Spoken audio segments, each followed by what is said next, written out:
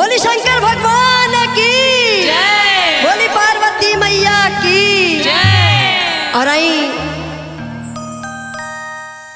सब गुरु बहन गुरु भाई लोग के प्रणाम बा, प्रणाम स्वीकार करी। और उससे पहले शिव गुरु जी के शरण में हमारा प्रणाम स्वीकार करी। और जितना श्रोतागण बा लोग उनके के भी हमारा प्रणाम स्वीकार करी। मधु पांडे के प्रणाम स्वीकार करी। और आई सभे आज शिव चर्चा बैठौले बानी और चर्चा में सब गुरु बहन गुरु भाई लोग आयल बड़े। कहाँ से जानता नहीं आजकल बड़ा चर्चा फैलल बा बाबा के, हमरे भोले बाबा की बहुत चर्चा फैलल बा। कहाँ से जवन जवन कहेलन वो पूरा करेलन। बिल्कुल पूनम पांडे जी भी देखते रहनी है कि कहानी में का बतौली है, साचो भइल बा, हकीकत बा। जब केहू भाव भक्ति दिल से करेला तो कर हर अर्जी पूरी होखेला, पूरा होला। चाहे घर में झगड़ा हो चाहे रोगरा होके, लेकिन शिव गुरु जी के जे मनले बा ओकर हर भक्ति भाव पूरा भइल बा, पूरा हो जाता। तो आई जा सीधाम भक्ति चैनल के माध्यम से शिव चर्चा में एगो गीत लेके आयल बानी हमहू। और चर्चा में सभी गुरु बहन गुरु भाई लोग कैसे कहता कि हमारे घर में का होता और कहली कैसे हो कैसे हो। अरे गुरु जी, अरे गुरु जी, अरे गुरु जी, ए गुरु जी, अरे गुरु जी, अरे गुरु जी, ऐनी तो हरी सरनिया, ए गुरु जी, ऐनी तो हरी सरनिया, ए गुरु जी आइली तो हरी सरनिया। ए गुरु जी ए गुरु जी, अरे गुरु जी, अरे गुरु जी, ए गुरु जी, अरे गुरु जी अरे गुरु जी, ऐनी तो हरी सरनिया, ए गुरु जी, ऐनी तो हरी सरनिया, ए गुरु जी। क्या बात है।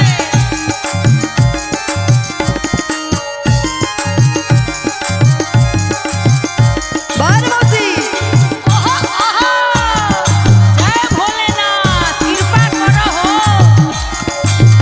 ऐसे पूनम जी के कहले बा कैसे हो कर कृपा हरा धर बाबा काया प्रसाद हो।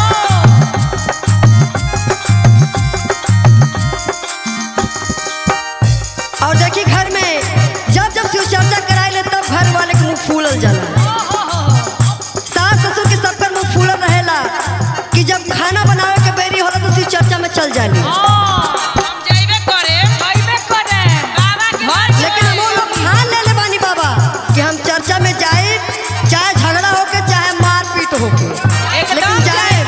जौन होई तौन रात में फरियाल जाए। और कहली सास ससुर घर में मारे रोज ताना, पागली कहेला सब भइनी हम दीवाना।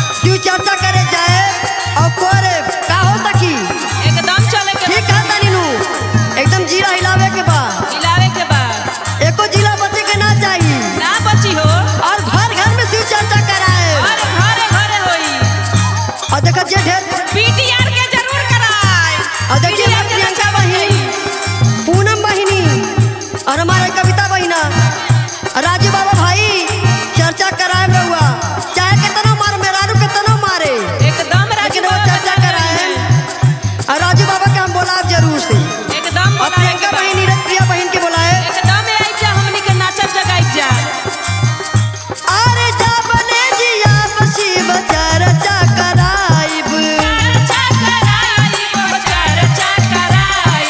घर परिवार सब का के समझाइब अरे जा बने जिया शिव चर्चा कराइब घर परिवार सब का के हम मनाइब ए गुरुजी अरे गुरुजी अरे गुरुजी ए गुरुजी गिरी तो हरी तरनिया ए गुरुजी गिरी तो हरी तरनिया गिरी तो हरी तरनिया ए गुरुजी गिरी तो हरी तरनिया गायब तो हरी भजनिया ए गुरुजी गायब तो हरी बोल शंकर भगवान की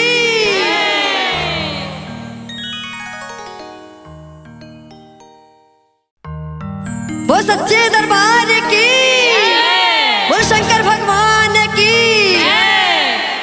आई जा हम मधु पांडे सबसे पहले शिव गुरु जी की बहुत बहुत प्रणाम स्वीकार करी और हमारे गुरु बहन गुरु भाई की भी मधु पांडे की तरफ से बहुत बहुत प्रणाम स्वीकार करी और जितना हमारे श्रोतागण बा रोआ लोग के बहुत बहुत प्रणाम स्वीकार करी और आई देखी हमो पहले शिव चर्चा में जात रहनी लेकिन मजाक उड़ावत रहनी कि लोग का झूठल बा का करता का होता ही कुल तो गलत बात बा लेकिन जब देखने कि शिव चर्चा के नाम लेके लोग बड़ा खुश रहता अच्छा तो हमरो बुझाइल करे लागता हमो के कुछ करे के चाहिए जब भाई इतना चर्चा फैलता तो कुछ बात के थोड़ी चर्चा होला हमो गईनी चर्चा में शिव गुरु जी के चर्चा सुनने के लोग कहा था दया बरसावे ले नमन करावे ले चर्चा करी जितना जितना बाटे रहुआ उतने चर्चा हो कि उतने पर्चा बटी बहुत कृपा बा उनकर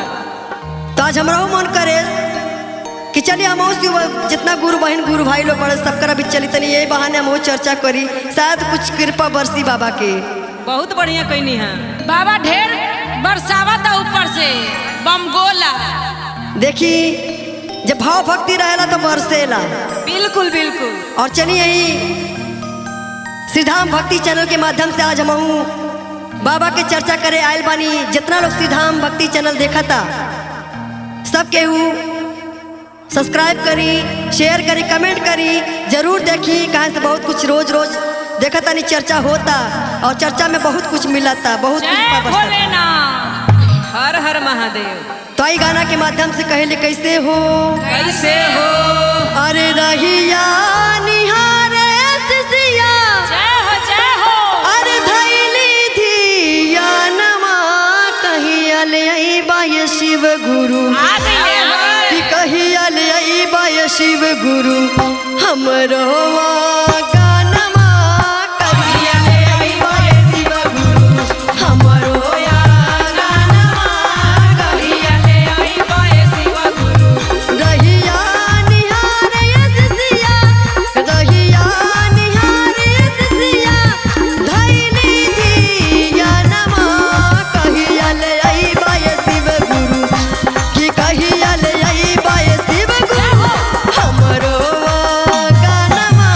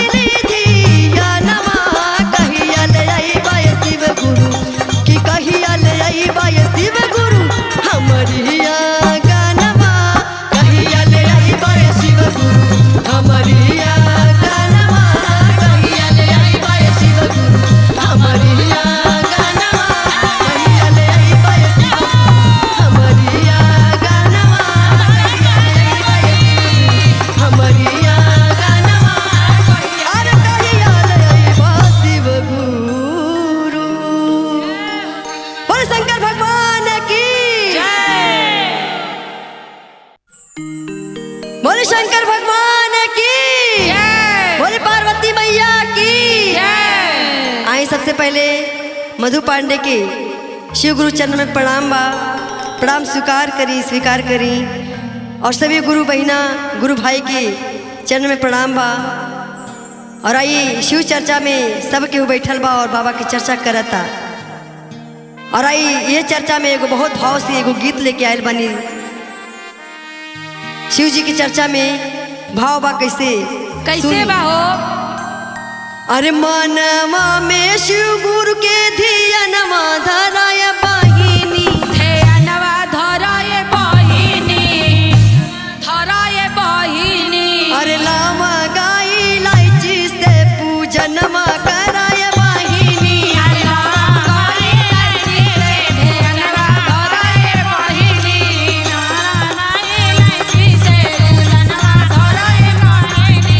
मनवा में शिव गुरु के धियनवा धराय बहिनी,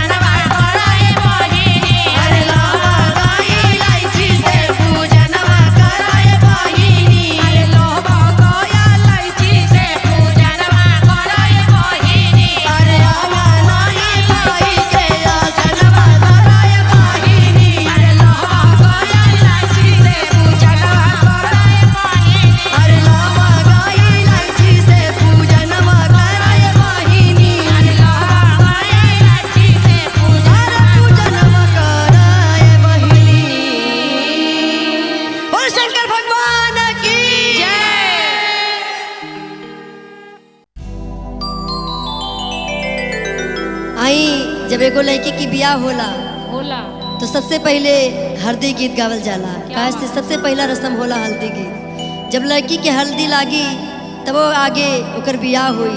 लड़का लड़की के जब जोड़ा मिलेला हल्दी लागे एक दूसरा के, तब एक दूसरा के बंधन में बंधेला लोग। और लड़की हल्दी लागे तो सब सखियन जुटल बाड़ी। जुटल बा और कहा तरीका का कहतरी हो कि पीसा हो अम्मा धीरे धीरे हरदी के गांठ हो, पीसा हो अम्मा धीरे धीरे हरदी के गांठ हो, पीसा हो अम्मा धीरे धीरे हरदी के गांठ हो, पीसा हो अम्मा धीरे धीरे हरदी के गांठ हो, पीसा हो अम्मा धीरे धीरे हरदी के गांठ हो, पीसा हो अम्मा धीरे धीरे पहिला हरदिया अम्मा पंडित जी चढ़ाई है। पहिला हरदिया अम्मा पंडित जी चढ़ाई है हो पहिला हरदिया अम्मा पंडित जी चढ़ाई है। पहिला हरदिया अम्मा पंडित जी चढ़ाई है तब तू चढ़ैया अम्मा, तब तू चढ़ैया अम्मा पापा जी के साथ हो, पीसा हो भाभी धीरे धीरे हरदी के गांठ हो, पीसा हो भाभी धीरे धीरे हरदी के गांठ हो, पीसा हो भाभी धीरे धीरे हरदी के गांठ हो, पीसा हो भाभी धीरे धीरे दूसरा हरदिया भाभी पापा जी चढ़ाई है। दूसरा हरदिया भाभी पापा जी चढ़ाई है हो दूसरा हरदिया भाभी पापा जी चढ़ाई है। दूसरा हरदिया भाभी पापा जी चढ़ाई है तब तू चढ़ैया भाभी, तब तू चढ़ैया भाभी भैया जी के साथ हो, पीसा हो दीदी धीरे धीरे हरदी के गांठ हो, पीसा हो दीदी धीरे धीरे हरदी के गांठ हो, पीसा हो दीदी धीरे धीरे हरदी के गांठ हो, पीसा हो दीदी धीरे धीरे तीसरा हरदिया दीदी भैया मोर चढ़ाई है। तीसरा हरदिया दीदी भैया मोर चढ़ाई है हो तीसरा हरदिया दीदी भैया मोर चढ़ाई है। तीसरा हरदिया दीदी भैया मोर चढ़ाई है तब तू चढ़ैया दीदी, तब तू चढ़ैया दीदी जीजा जी के साथ हो, पीसा हो चाची धीरे धीरे हरदी के गांठ हो, पीसा हो चाची धीरे धीरे हरदी के गांठ हो, पीसा हो चाची धीरे धीरे हरदी के गांठ हो, पीसा हो चाची धीरे धीरे चौथा हरदिया चाची दीदिया चढ़ाई है। चौथा हरदिया चाची दीदिया चढ़ाई है चौथा हरदिया चाची दीदिया चढ़ाई है। हो चौथा हरदिया चाची दीदिया चढ़ाई है तब तू चढ़ैया चाची, तब तू चढ़ैया चाची चाचा जी के साथ हो,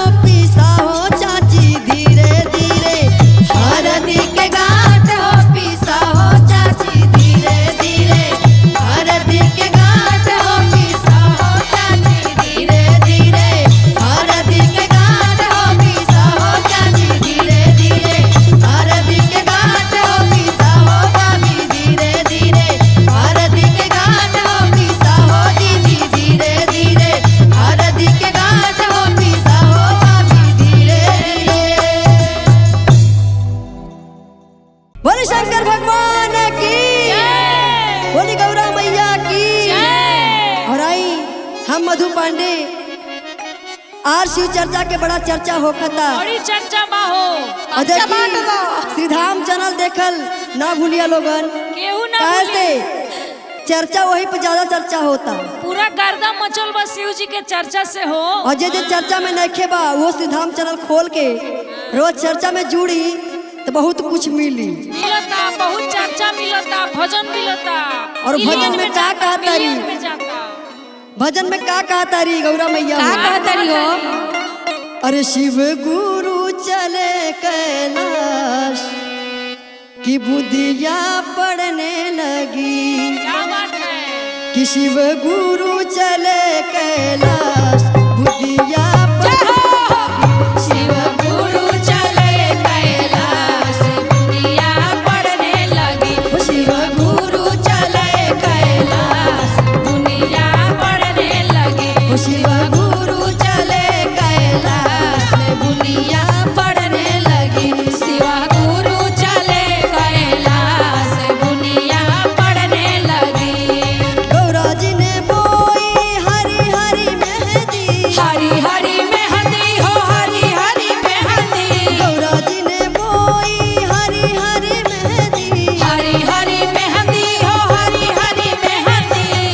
शिव बोरा जय हो शिव गुरु जय हो शिव गुरु ने बोई दई पड़ने लगी। भोले बाबा चले कैलाश दुनिया पढ़ने लगी। शिव भोला ने बोई दई भांग बुद्धिया पड़ने लगी। शिवदानी ने बोए कैलाश दुनिया पढ़ने लगी। हो शिव भोला हो शिव गुरु हो शिव गुरु चले कैलाश बुद्धिया पड़ने लगी। शिवदानी चले कैलाश दुनिया पढ़ने लगी। गौरा जी की जाम आई हरी हरी मेहंदी। हरी हरी मेहंदी हो हरी हरी मेहंदी। गौरा जी की जाम आई हरी हरी मेहंदी। हरी हरी मेहंदी हो हरी हरी मेहंदी। भोले बाबा जय हो भोले दानी जय हो भोले बाबा की भाग आई जांग बुद्धिया पड़ने लगी। भोले बाबा चले कैलाश दुनिया पढ़ने लगी। भोले बाबा चलोई कैलाश बुद्धिया पड़ने लगी। भोले बाबा चले कैलाश दुनिया पढ़ने लगी। गौरा जी ने काट लई हरी हरी मेहंदी। हरी हरी मेहंदी हो हरी हरी मेहंदी। गौरा जी ने काट लाई हरी हरी मेहंदी। हरी हरी मेहंदी हो हरी हरी मेहंदी। शिव भोले जय हो भोले दानी जय हो शिव गुरु ने काट लई भांग जय भोले शिव गुरु ने काट लई भांग दुनिया पढ़ने लगी। शिव गुरु चले कैलाश पड़ने लगी। शिव गुरु चले कैलाश दुनिया पढ़ने लगी। गौरा जी ने पीस लई हरी हरी मेहंदी। हरी हरी मेहंदी हो हरी हरी मेहंदी। गौरा जी ने पीस लई हरी हरी मेहंदी। हरी हरी मेहंदी हो हरी हरी मेहंदी। शिव गुरु जय हो भोले दानी जय भोले शिव भोला ने घोट लई भांग चढ़ा चढ़ा लगी। शिव भोला ने घोट लई भांग दुनिया पढ़ने लगी। शिव गुरु चले कैलाश पड़ने लगी। शिव गुरु चले कैलाश दुनिया पढ़ने लगी। शिव भोला चले कैलाश दुनिया पड़ने लगी। शिव गुरु चले कैलाश दुनिया पढ़ने लगी। बोले शंकर भगवान की हर हर महादेव। वो सच्चे दरबार की जय। और आई सबे शिव चर्चा में सब केहू गुरु भाई गुरु बहन जुटल बाहू जी शिव जी के मनावता मनावता सब मनावता रे के ए शिव जी कितना भांग पियम रहुआ। अरे कितना पिया बहु दिनों रात भांग धतूरा गाजे पिए निकाल। रहता अरे कबो लड्डू पेड़ा भी खा ली। अच्छा लेकिन का कहते रस भोला जी का कहता रे हो? कि भांग पीही गाजा पीही खाई चाहे धतूरा हो आहाहा और गौरा जी के मनावल चाही गौरा चाहे रूठे हो। आहाहा अब भांग जी पीही धतूरा पीही और चाहे पीही गाजा हो और गौरा जी के मनावल चाही गौरा जाई चाहे रूठी हो। अरे सावन के महीना में रई रई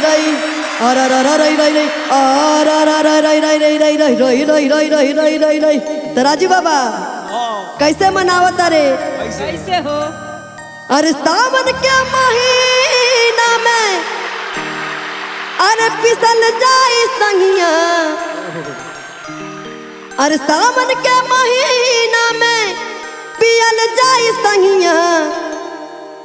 तब भंगिया ए भोला, तब भंगिया ए गौरा सिलवट पे पीसा। तब भंगिया ए गौरा सिलवट पे पीसा। तब भंगिया ए गौरा सिलवट पे पीसा। अरे सावन के महीना में रई रई रई रई रई रई रई रई रई रई रई रई रई रई रई रई रई।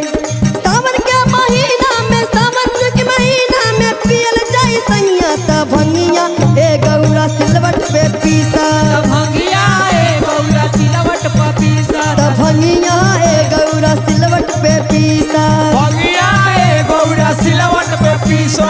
सिलवट पे पीसा हो, सिलवट पे पीसा। सिलवट पे पीसा हो, सिलवट पे पीसा।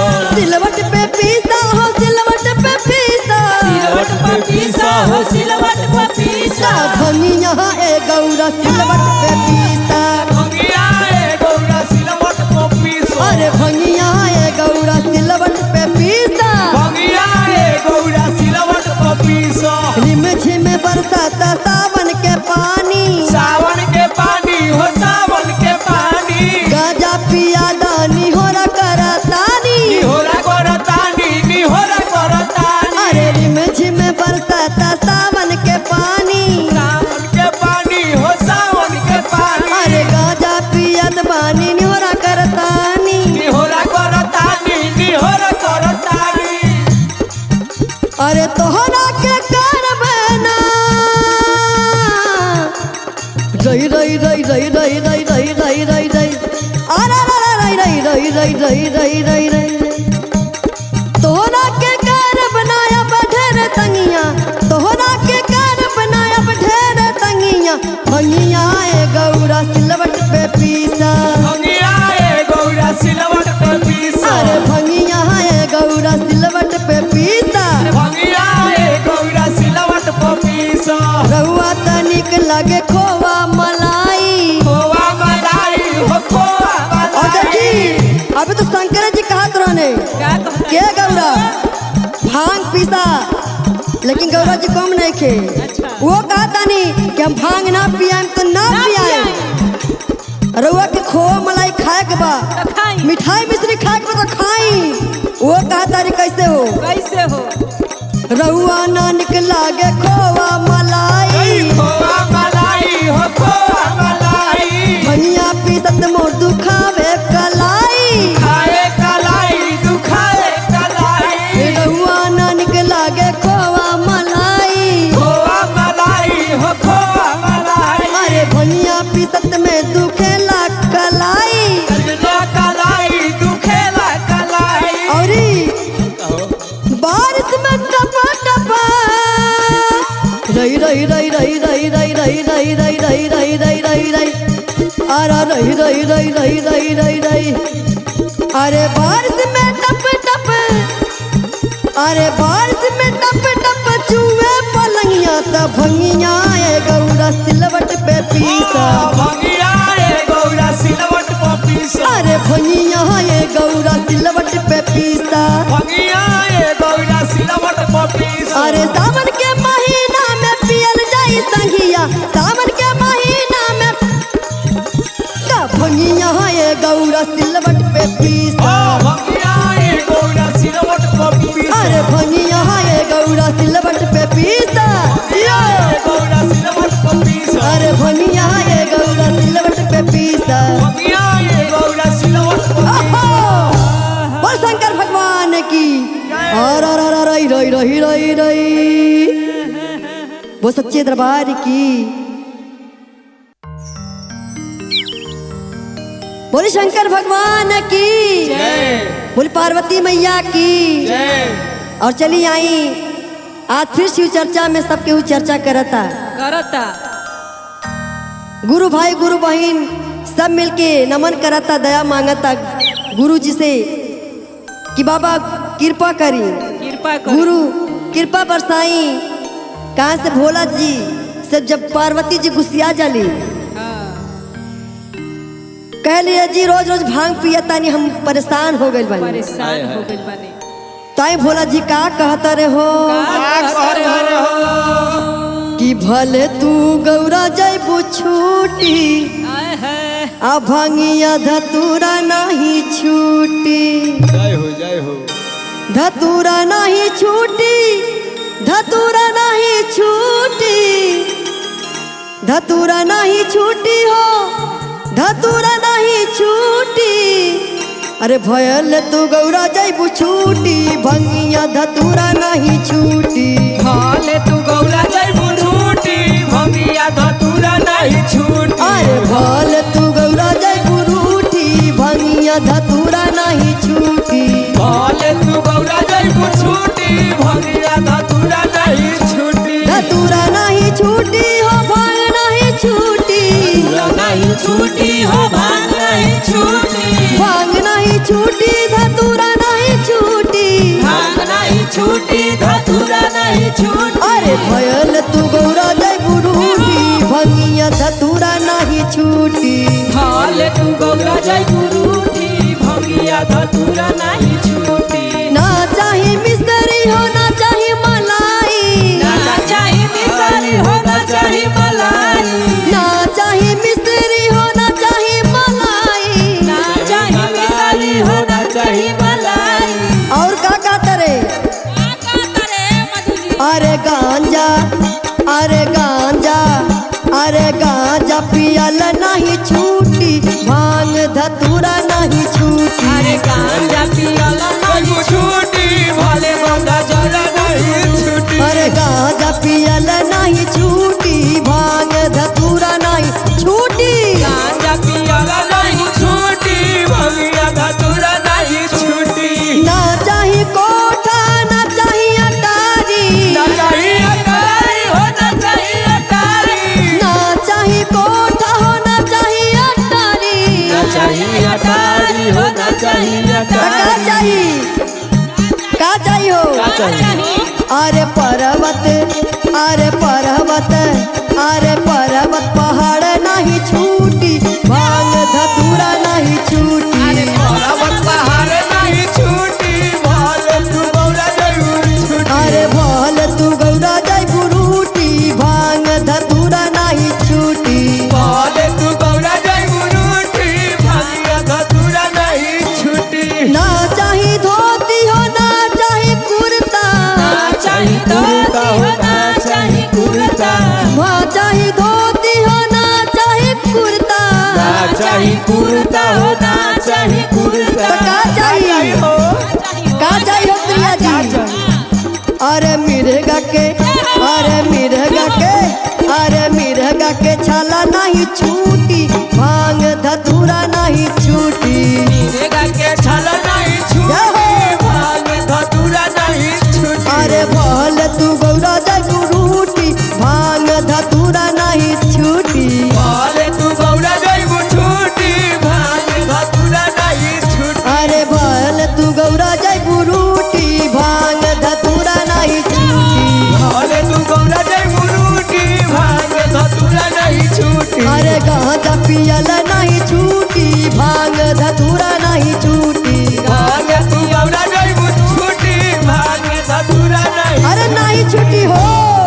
ना छूटी ना छूटी। बोली शंकर भगवान की जय। जवन स्वाद भांग में बा वो कहीं और में थोड़ी कुछो मिली। में नहीं खे मधु जी।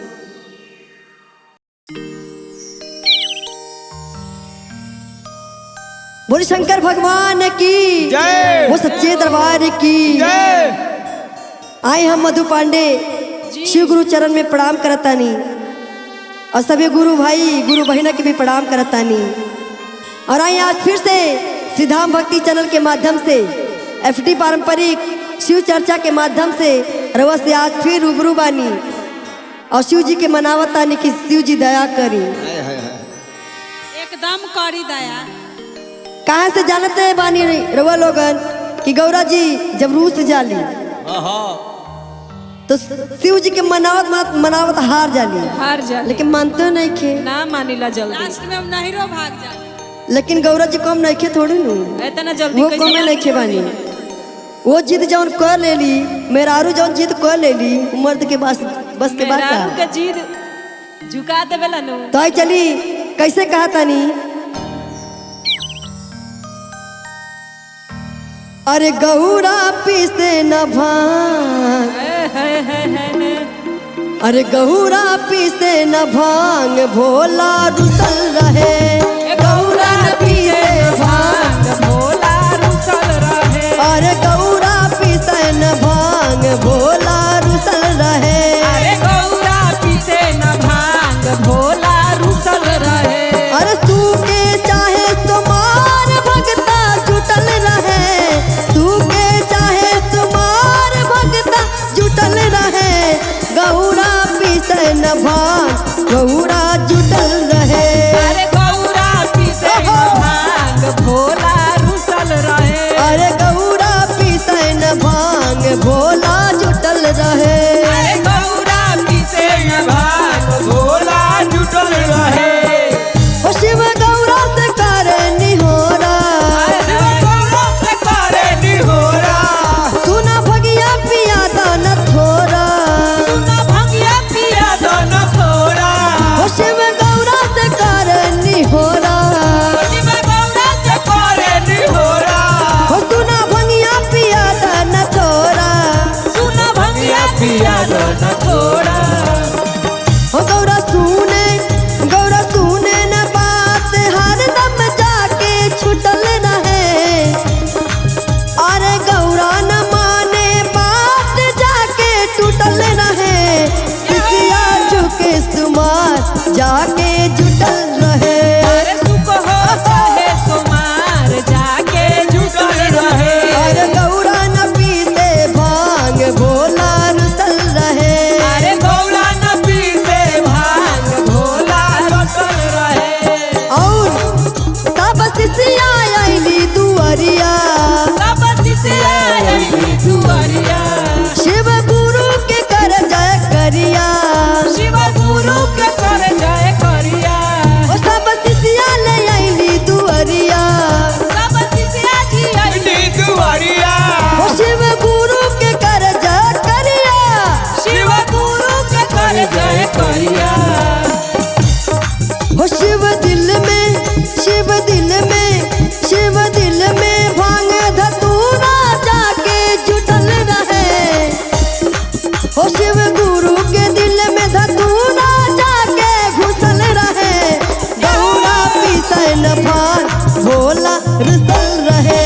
अरे गौरा न पीसे भांग, भोला रुसल रहे। अरे गौरा न पीसे भांग, जाके रुसल रहे। अरे गौरा पीसे भांग, भोला रुसल रहे। अरे गौरा न पीसे भांग, भोला रुसल रहे। अरे गौरा न पीसे भांग, भोला रुसल रहे। ओहो!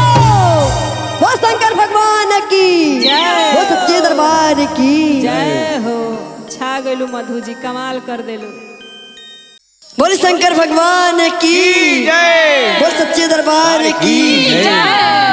तो आई हम मधु पांडे आज शिव चर्चा में सब केहू बहिना लोग जुटल बानी, जय हो जय हो। तो सोचा तानी कुछ चर्चा होके, ओके ओके। झूमल जाओ नाचल गाओ। एकदम के बढ़िया से। कहाँ से वैसे शंकर भगवान उठल रहे हमेशा। जरूर मनाई, जरूर चली मनावल जाइए आज मिल के नाच के गा के। मनाई। और भांग में हमेशा नशैले रहले, कहले का, अरे पातर पातर भांगिया के, जय हो। अरे पातरी बडरिया मोर सांवरिया रे, जय हो। कि मोर सांवरिया रे। हाँ। अरे भांगिया तुरा न कैसे जा, मोर सांवरिया रे। भांगिया तोरा लो कैसे जाए, मोर सवरिया रे। भांगिया तोरा लो कैसे जाए। पातर पातर भांगिया के, पातरी बडरिया मोर सांवरिया रे। पातर पातर भांगिया के, पातरी बगरिया ना।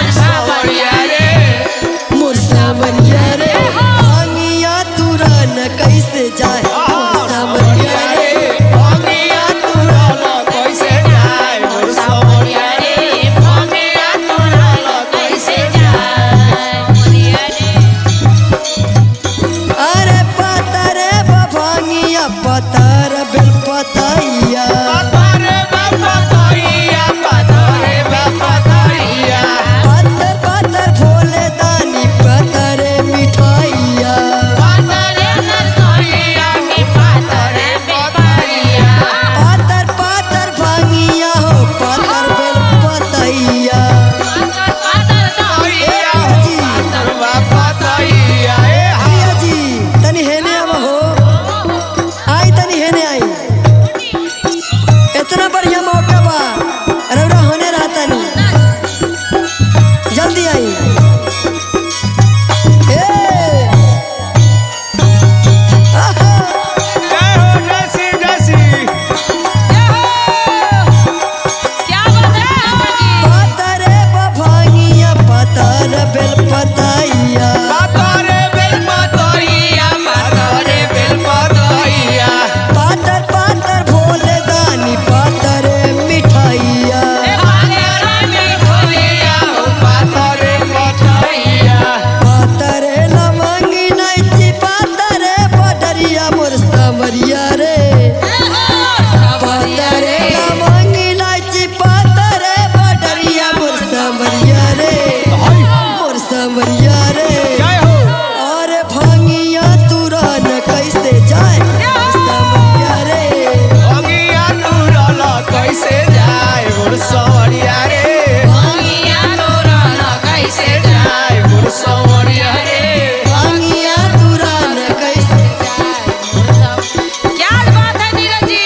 और देखी का कहले अरे कैसे कैसे अरे पातर पातर गाजवा हो पातरे बचीलम पतरे बपतैया हो पतरे बपतैया पातरे हरंदर भैया पतरे दीदी नीलम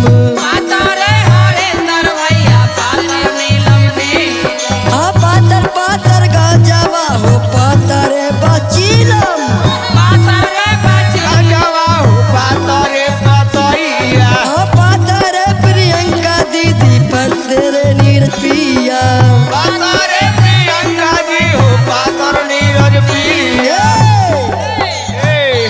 अरे पातर पातर सीसिया के पातरी कमरिया मरिया रे पातर पातर सीसिया के पातरी कमरिया मोर जय हो मोर सावरिया रे अरे नाचेली कमर लचका आए मोर सवरिया हो नाचेली कमर लचकाए मोर सवरिया हो नाचेली कमर लचकाए मोर सवरिया हो नाचेली कमर लचकाए मोर सवरिया रे नाचेली कमर लचकाए मोर सवरिया हो नाचेली कमर लचकाए मोर सवरिया हो नाचेली कमर लचकाए जय हो बस सच्चे दरबार की जय बोली शंकर भगवान की जय बोली पार्वती मैया की जय हो। आई एगो बहुत सुंदर कथा बा बहुत सुंदर बा। देखिए आवाज थोड़ा हमार खराब बा भाई का सर्दी जुकाम तब भाई वो बा। लाजवाब बा। तबियत खराब में भक्ति करतनी मधु जी, भगवान के कृपा बस सब महादेव की कृपा बा, सब दया उन्हीं के बा जय हो शिव गुरु।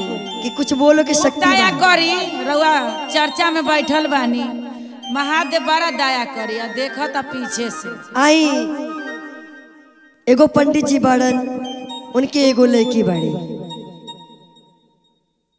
लड़की शिव जी की बहुत मानेली, माने ली। बहुत चर्चा मतलब भजन करेली, उनकर शिष्या बाड़ी, उनकर भाव भजन खूब करेली। कहेली कि दुनिया में कुछ ना बा, लोग दूसरा के शिकायत करता, केहू धन के पीछे दौड़ता, केहू शिकायत के पीछे दौड़ता, एक दूसरे के बुराई में सब लागल रहता। हर केहू देख के बस ये काम करता कि चर्चा में बैठल बानी के कहाँ से केहू के कहाँ से कैसे काटी, बस कटले के पीछे सब केहू परेशान बा। लेकिन उस शिष्या के बस एगो विचार बा कि दुनिया में भाव भजन से बढ़िया कुछ नहीं की। कुछ लोग ये सोचता आंख बंडी बगाए। पंडित जी एकदम गरीब रहलन, लेकिन बेटी एकदम भाव भक्ति में दिन रात चूरन। दिन भर एकदम भजन करे शिव जी के अपन, जहाँ उठे बैठे शिव जी के फोटो लेके सूते बैठे, बस उन्हीं के भजन करे। जय हो शिव गुरु। अब गांव वाला लोग कहले बेटी इतना बड़े हो गई बड़ी कर बिया वो करी। बेटी कलस ना हम बिया ना करें, बिया करे घरे जाए उन्हें कैसन होई कैसन ना होई के जाना था। हम खाली भक्ति करें। लेकिन पंडित जी कहले ना बेटी, गांव समाज के रीति रिवाज में भगवानों ही काम कर रहने कि बिया समाज के एको प्रथा बा, अगर बिया ना करें तो लोग का कही कि देखा बेटी के ऐसे ही रख ले बाड़े, इनके कुछ नहीं की। अब पंडित जी के लगे तो कुछ ना हो। पंडित जी कहें के बिया करी हमरा बेटी से, के हो ऐसा बात हमारे बेटी से बिया करी, भाई हमरा देवे के कुछ नहीं की, हम का दे। कुछ रहबे ना करे त का दी। पंडित जी कहले हम कुछ ना देव, लेकिन हमारी बेटी धन बाड़ी, अपना बेटी के हम देव, बेटी में कोनो कमी नहीं की। धनमान रहे। जहाँ जहाँ गैलन बिया खोजे सब के कहती है इतना लेब, गाड़ी लेब, घोड़ा लेब, रुपया पैसा लेब, इतना पैसा 10 लाख रुपया लेब, तब बियाह करम। लड़की बहुत सुंदर रहे। बहुत परेशान हो गए ने पंडित जी। फिर एगो जगह और गए ने, उनसे बहुत विनती कर कि हमारा बेटी से बियाह कर ली, बियाह कर लिए हमारी बेटी को दुख ना दे, राउर घर भर जाइए ओकरा भक्ति से शक्ति से। लेकिन हमारा बेटी से बियाह कर ली। काहे से रोज अगल बगल गांव के लोग रोज ताना मारता कि बेटी इतनी बड़ हो गई बियाह नहीं के करते कर कुछ है ये नहीं के। बेटी की बियाह कर दिलस, लड़का एक आके काना रहे। जय हो बाबा। कहलस कि भाई जब कुछ ना बात तो लड़का में तो कोनो कमी रहे पे करी। का करे हम जब भोले दानिये करिया बा त कन्हा पर लड़का एक आके काना रहे, बियाह करे आइल, बहुत सीधा रहे। जैसन के महादेव धरैलस हाथ ओसने के साथ रहे। अब का करे, लेकिन लड़की कहलस हमरा भाग में है बाड़न, कोनो बात नहीं की, ये हमार सब कुछ बाड़न चाहे जैसन बाड़न। ठीक बात करेक्ट। लड़की की बियाह कर दिले पंडित सुना जी। कथा सुना। हाँ अब लड़की रोज शिव चर्चा घर में बैठ के करे, काम ना करे घर के तो लोग कहे कि दिन भर खाली शिव चर्चा करती है, करतिया। दिन भर ओम नमः शिवाय ओम नमः शिवाय, केहू से कोनो मतलब ना है एकरा। लोग एकदम परेशान के तो कुछ लेके ना आइल बा, ना दहेज ना दान कुछ ना लेके आइल बा, खाली दिन भर कथा करेली, दिन भर ओम नमः शिवाय। लोग जियल मुश्किल कर दिलस। बतावा। एक दिन सवेरे भैला नहैला धोइलस, लड़की कथा करे बैठ गई, चर्चा करे बैठ गई। और सास के अपने अपने नंद के कहले चलिए अम्मा, ए दीदी आई बैठी कथा करी, हम चाहता नहीं सब के मिल के चर्चा करी। बोली बात ये कुल का है, ढोंग करे खाली दिन भर बैठ के। जब से पैदा भइल बाटे तब से चर्चा करता रही, का लेके आइल बड़ी थे, का लेके आइल बड़ी। महादेव का देले बा, खाली चर्चा में लागल रहलू भर दिन। कुछ कैले हो तू, पढ़ले लिखले तू, कमैले हो तू कुछ लेके आइल हो। बोली ना, जौन हमरा लगे बा, जौन हमरा लगे बा पूनम दीदी, तो तोहरा लगे ना बा। बोले तोरे लगे का बा, तू कुछ ना लेके आइल बड़ी, का बा तोरे लगे, कुछ काम धाम से तो के कोनो मतलब ना, खाली बस चर्चा चर्चा चर्चा चर्चा। और सब केहू कोई में रुझाइल, सोचता सब केहू रुझाइल रहे उनमें, रोज चर्चा करते रहे। जब चर्चा करे बैठे आंख बंद करके ओम नमः शिवाय कर दिया, तो केहू पानी ढरका देता, केहू फोटो फोड़ देता, केहू फेंक देता। ओहो। लेकिन ओम नमः शिवाय कर दिया। सोचलस लोग हमारे साथ ऐसे काहे करता। अगले दिन से घर के पूरा काम करके फिर बैठे दिए चर्चा करे। आइल ननद बोली का चर्चा करे बैठल बड़ी, उठ यहाँ से, घर के आधा काम को के आधा काम छोड़ के बैठल बड़ी चर्चा करी। नंद भौजाई में तो ऐसा ही नहीं के पटरी खाता। कुछ बोललस ना लेके बस ओम नमः शिवाय कर दिया। बहुत परेशान बिया लोग कि कहतिया महादेव ऐसा हम कौन गलती कैले बानी जो हमरा इतना सजा देता है। सजा देता रे। दिया जरोलस ओम नमः शिवाय करतिया ननदिया अइलस दिया उठा के जरा दिलस। ओहो कले ये काम एकरे कुछ करे के सुझात नहीं कि खाली बस चर्चा करतिया एक हटावा ये से जल्दी भगावा जरा देलस। पूरा साड़ी भी जर गई लेकिन शरीर में कुछ ना हुआ। शिव गुरु की कृपा रहे। नंदिया कहती का बाय करे अंदर जरतो नहीं खे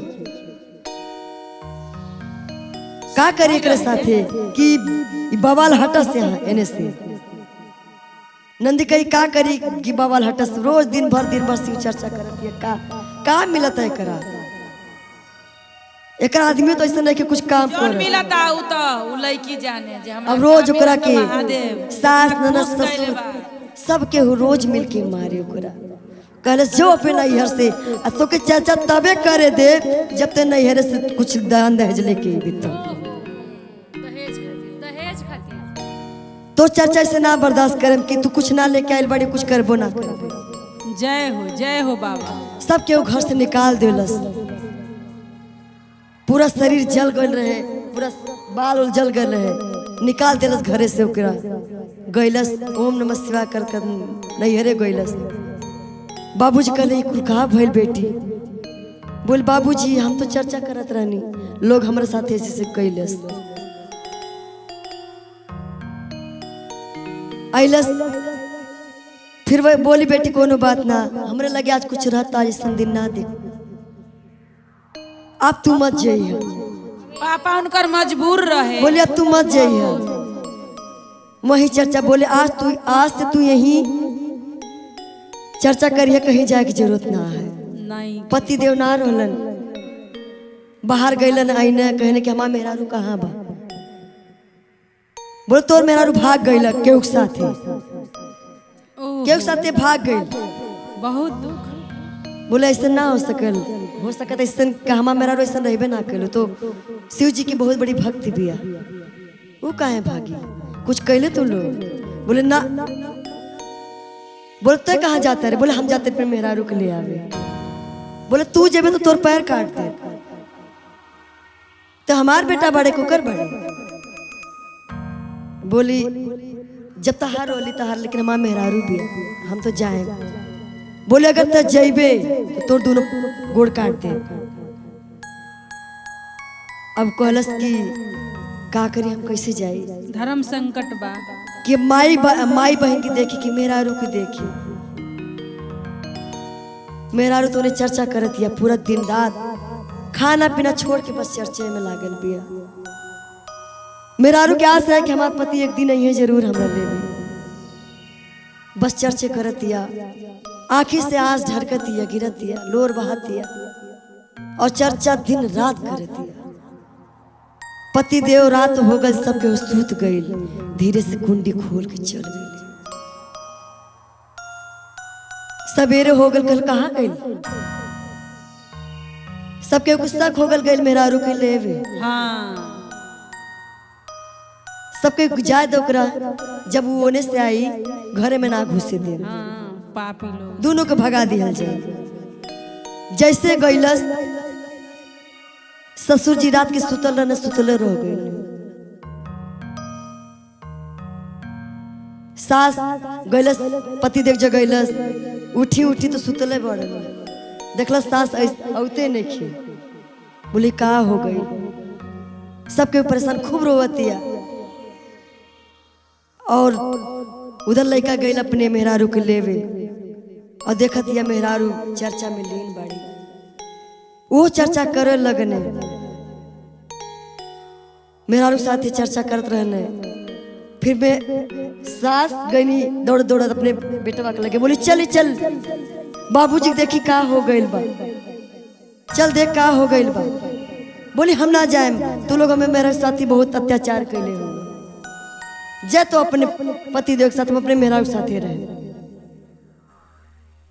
बोली कि ना ऐसा मत करी तुम्हार बेटा बड़ा तोरे से तो कुलास बा बोले तोरा से कौन आस लगाई, जब तो हमार नहीं खिबाड़ी तो कैसे तू के को ना मन ली। मेरा रू कॉलेज देखी वो अधर्मी बतर वो भी अधर्मी हो जाए। वो कॉलेज चली तो बोली ना एकरा के ना ले जाए, पतो के ना ले जाए, तू चल। बेटा के लेके गईले, बाजो बाजो सासो हो जाला। रास्ता में जाते रहली तब तक एक्सीडेंट हो गल, बेटा मर गई। ओहो बतावा हे भोलेनाथ ई का कैलू। अब माई ओने रोवत दिया, अब हम कहाँ जाए। अब उन्हें पति मरल बिया, इन्हें बेटा मरल बिया।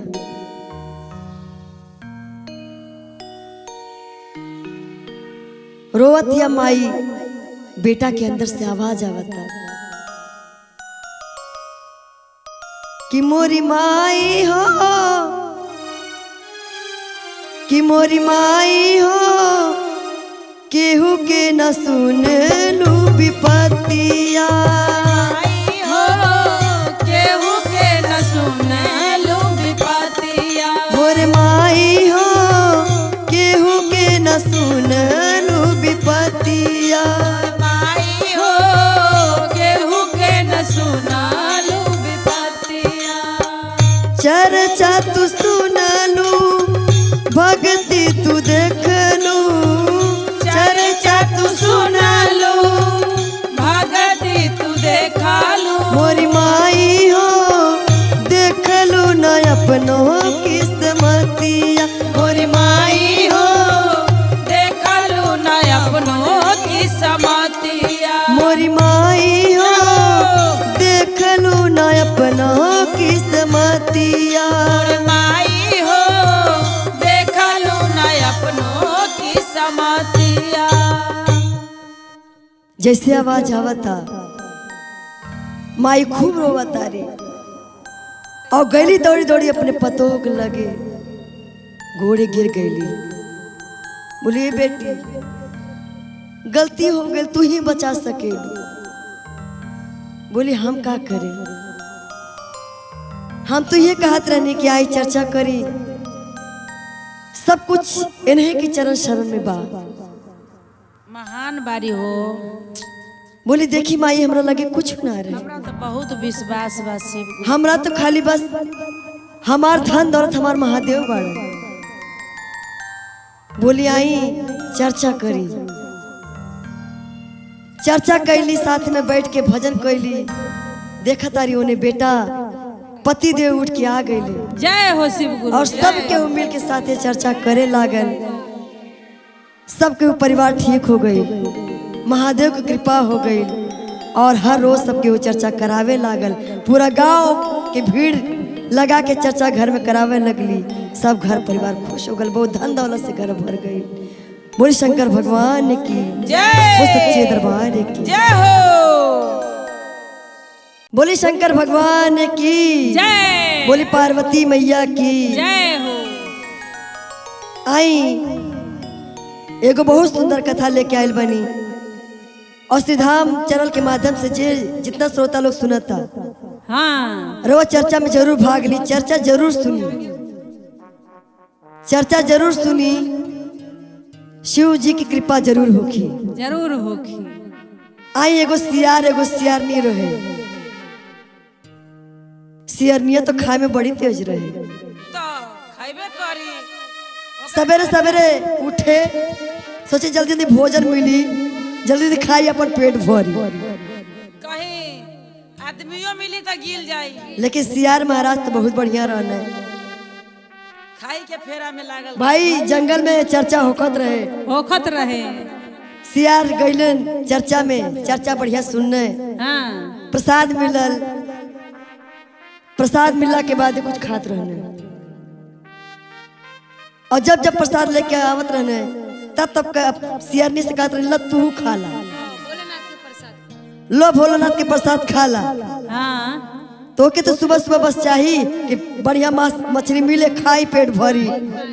दुनिया के मेहरारू तो पूजा पाठ करे ली खाली खाही में लागल रहे।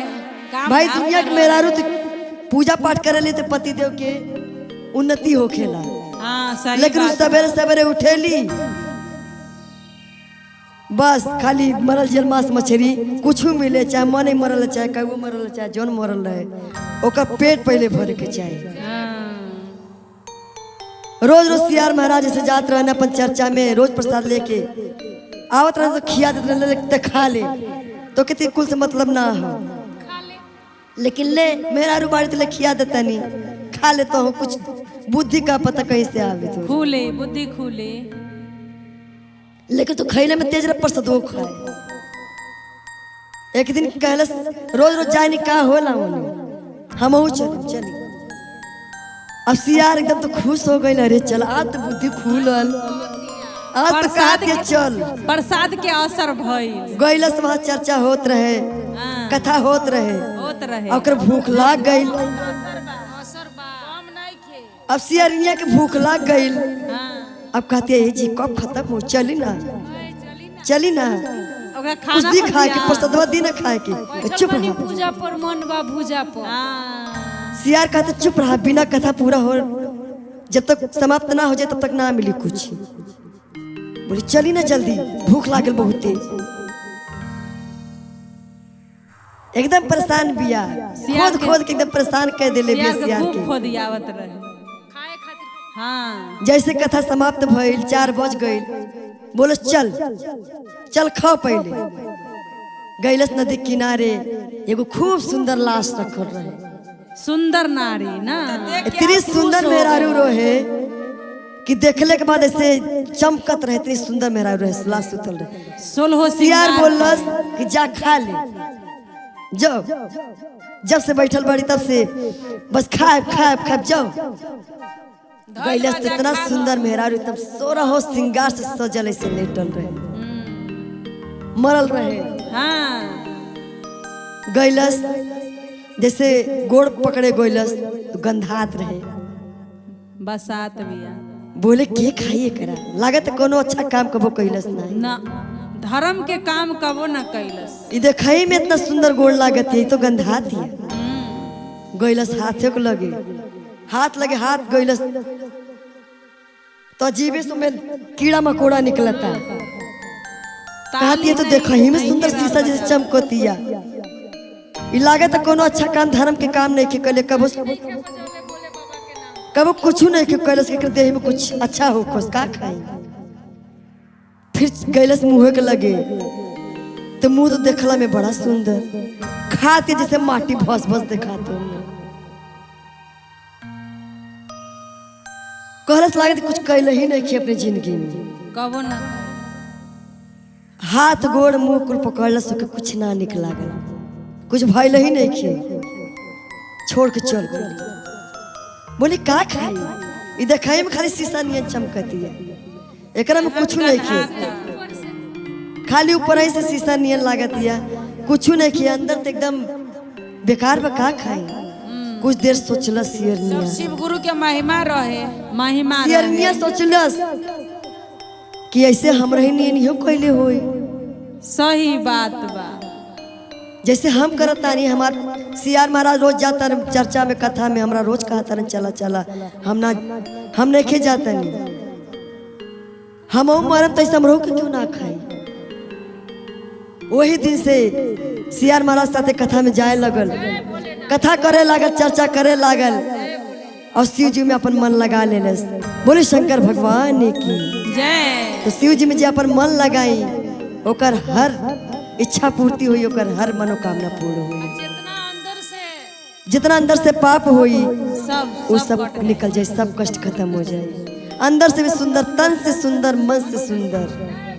जय भोलेनाथ, बोले शंकर भगवान जय। अंग अंग से सुंदर।